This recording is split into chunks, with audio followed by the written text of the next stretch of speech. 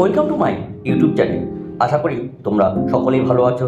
তোমাদের প্রিপারেশনে কিন্তু খুব ভালোই হচ্ছে, কিন্তু তোমাদের হাতে সময় কিন্তু খুব কম। এর মধ্যেই কিন্তু মধ্যশিক্ষা পর্ষদ এক নজিরবিহীন কিন্তু এক গাইডলাইন প্রকাশ করলো।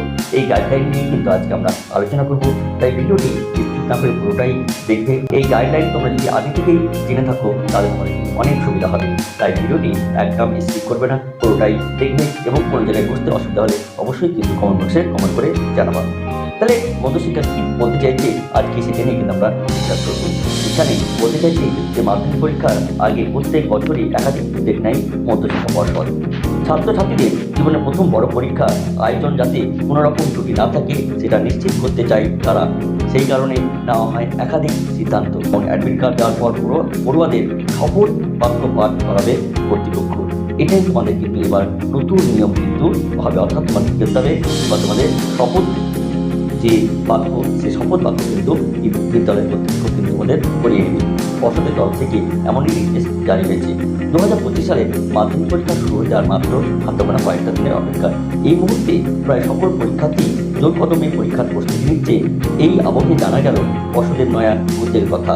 এবার ছাত্রছাত্রীদের হাতে মাধ্যমিকের অ্যাডমিট কার্ড তুলে দিয়ে তাদের শপথ বাক্য পাঠ করাবে বিদ্যালয় কর্তৃপক্ষ। পরীক্ষার্থীদের একসঙ্গে তাদের কি করণীয় এবং তারা কি করতে পারবে না সেটা জানাতে হবে। এতদিন অবধি টেস্ট পেপার অথবা ডিজিটাল মাধ্যমে এই প্রচার করা হতো, তবে 2025 সালের মাধ্যমিক আগে নয়া সিদ্ধান্ত নিল পর্ষদ। রিপোর্টে বলছে এবার পরীক্ষার আগে সকল পরীক্ষার্থীকে অঙ্গীকারবদ্ধ করার নির্দেশ দেওয়া হয়েছে। ইতিমধ্যে এই নির্দেশ জারি করেছে মধ্যশিক্ষা পর্ষদ। শিক্ষা পর্ষদের সেক্রেটারি সুব্রত ঘোষ বলেন, পরীক্ষার্থীর মধ্যে সচেতনতা বৃদ্ধি করতে আমরা সব রকম প্রচার বা ব্যবস্থা গ্রহণ করে থাকি। এবছর স্কুলের শিক্ষকরাই পড়ুয়াদের শপথ পাঠ পড়াবেন অ্যাডমিট কার্ডে সংগ্রহের সময়। একদিন সমাজ মাধ্যম টেস্ট পেপার এই সবের মধ্যে দিয়ে সচেতনতা পাঠ দেওয়া হতো, এবার থেকে সেই পাঠ সরাসরি দেওয়া হবে। পড়ুয়াদের যে শপথ নিতে হবে সেগুলো হলো, পরীক্ষা কেন্দ্রে আমি মোবাইল ফোন নিয়ে যাব না, অভিভাবক নিয়ে যাব না, পরীক্ষায় ভালো নম্বর অর্জনের জন্য অন্যায় উপায় অবলম্বন করব না, পরীক্ষা কেন্দ্রে আমি কোনো প্রকার বৈদ্যুতিক যন্ত্র নিয়ে যাব না। এই রকমই 14 দফার গাইডলাইন কিন্তু তারা প্রকাশ করেছে। এ প্রসঙ্গে বিভিন্ন শিক্ষক মহল কিন্তু বিভিন্ন রকম কিন্তু উদ্বেগের কথা বেশ সাধুবাদ জানিয়েছে এবং পড়ুয়াদের মধ্যে এই সচেতনতা বৃদ্ধির জন্য তারা কিন্তু অনেক উদ্গ্রীব হবে। পরীক্ষার্থীদের নিজেদের স্কুল প্রাঙ্গণে এই শপথ পাঠ নিতে হবে, তবে শিক্ষা মহলে একাংশ মতে এই শপথ পাঠ পরীক্ষার্থী নিলে অনেক বেশি সচেতনতা থাকতে পারবে পড়ুয়ারা।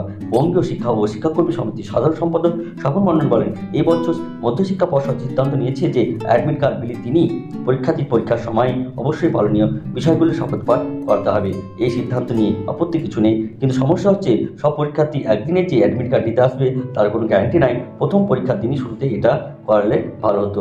চলতি বছর মাধ্যমিক পরীক্ষার জন্য অ্যাডমিট কার্ড বিতরণ করা হচ্ছে 30 জানুয়ারি বেলা 11টা থেকে বিকেল 5টা পর্যন্ত। এই অ্যাডমিট কার্ড সংগ্রহের সময় স্কুলগুলি পড়ুয়াদের শপথ পাঠ পড়াচ্ছে।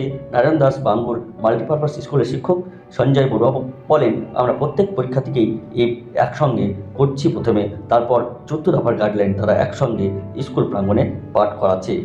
এই হলো তোমাদের যে বিভিন্ন যে 14 দফার গাইডলাইন, সেই গাইডলাইন কিন্তু তারা প্রকাশ করেছে।